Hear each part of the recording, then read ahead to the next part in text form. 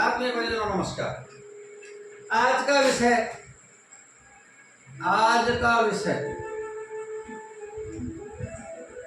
मानसिक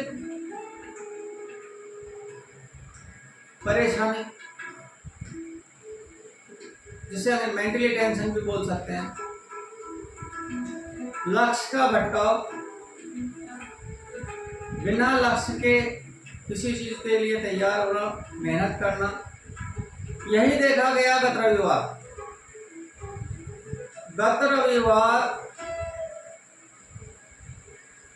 नीट का पेपर था। अधिकांश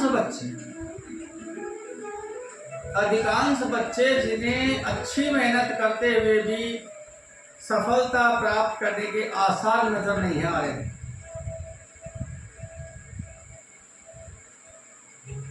परीक्षा से पूर्व गए बच्चे बड़े जोश के साथ जा रहे थे,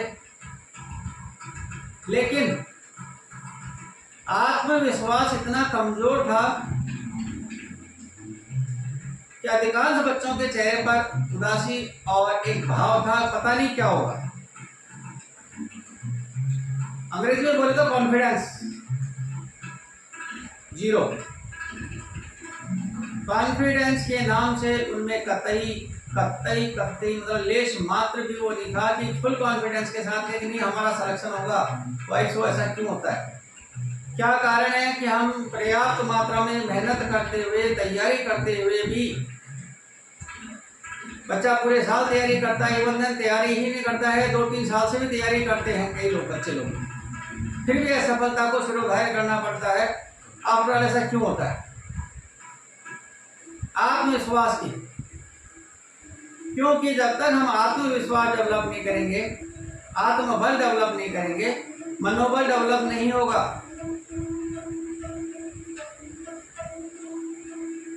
जब तक मनोबल डेवलप नहीं होगा तो हम किसी लक्ष्य को प्राप्त नहीं कर पाएंगे, हम डगमगा जाएंगे। और यही कारण है कि आज सिर्फ आत्मबल के और मनोबल के असफल कंट्रोल के कारण बच्चा दिशा भ्रमित हो जाता है और अंत में असफलता को ही सिरोधार्य करना पड़ता है। ऐसे बच्चों के लिए नहीं, ऐसे अभिभावकों के लिए मेरा निवेदन है, मैं उन्हें बताना चाहूंगा, समझाना चाहूंगा कि बच्चे को लक्ष्य साधना सिखाएं, अर्जुन बनाएं, कर्ण नहीं। जबकि कर्ण ज्यादा विद्वान था, शक्तिशाली भी था, पावरफुल भी था, लेकिन नहीं, सफलता अर्जुन को हाथ लगी, क्योंकि अर्जुन के साथ भगवान श्री कृष्ण का हाथ था। और जब हम परमात्मा से जुड़ जाते हैं तो हमारी ताकतें असंख्य गुना बढ़ जाती हैं। परमात्मा का आशीर्वाद सिर्फ उन्हें ही मिलता है जिनके माँ बाप सजग होते हैं।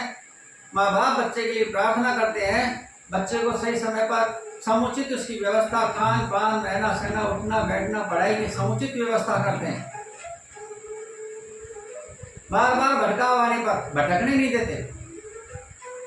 हम मानते हैं परिस्थिति आज की ऐसी है कि पाश्चात्य धर्म में बच्चे भी इस चीज़ को इग्नोर करने की कोशिश करते हैं कि क्या ये बंदिश है, क्या परेशानी है, फलाना ये सब ऐसा। लेकिन नहीं, यदि आपको अपने बच्चे से लक्ष्य चाहिए तो उसे एक लक्ष्य साधना सिखाएं, और उस लक्ष्य साधने से पहले अपने आप को साधे, माता पिता अपने आप को साधे। जब तक माँ बाप सुसंस्कृत नहीं होंगे, बच्चा लायक नहीं बन पाएगा। पाश्चात्य संस्कृति की धुन में आकर के हमने हमारे बच्चों को बर्बाद कर दिया। बड़ा दुख हुआ देख करके कि जब बच्चे मुंह लटका करके निकल रहे थे, 1 साल का मेहनत करने के बाद किसी ने लाख रुपया दिया, किसी ने 2 लाख रुपया दिया, किसी ने घर से बाहर रह रहा है, कोई 100 किलोमीटर, कोई 500 किलोमीटर दूर से आया था तैयारी करने के लिए।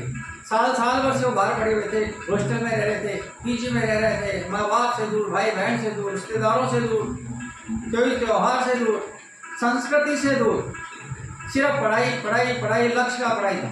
लेकिन नहीं साध पाए, क्योंकि मकान के अंदर बिजली चाहे कितनी भी अच्छी से अच्छी फिटिंग करवा ली जाए, लाइट की फिटिंग, लेकिन जब तक पावर हाउस से कनेक्शन नहीं मिलेगा, वहाँ पर आप प्रकाशमान उसको दीप्तमान नहीं बना सकते मकान को, तब तक आपको कहीं से टेम्परेरी कनेक्शन लेना पड़ेगा। लेकिन कनेक्शन तो लेना ही पड़ेगा, चाहे टेम्परेरी ले या परमानेंट ले। अपने बच्चों को लक्ष्य साधिए, बच्चों को अध्यात्म से जोड़िए, हमारी संस्कृति से जोड़िए, सनातन से जोड़िए।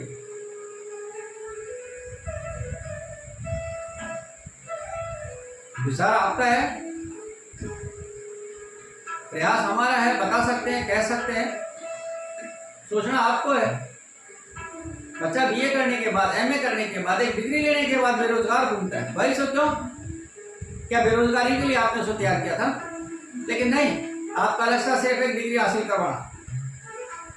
आप डिग्री ले लीजिए, डिग्री के बाद ये होगा, कुछ नहीं होता डिग्री के बाद, डिग्री कागज में रह जाती है, उसे प्रैक्टिकल बनाइए, भौतिक जगत से रूबरू करवाइए। हो सकता है मेरा कहना किसी को अटपटा लगे,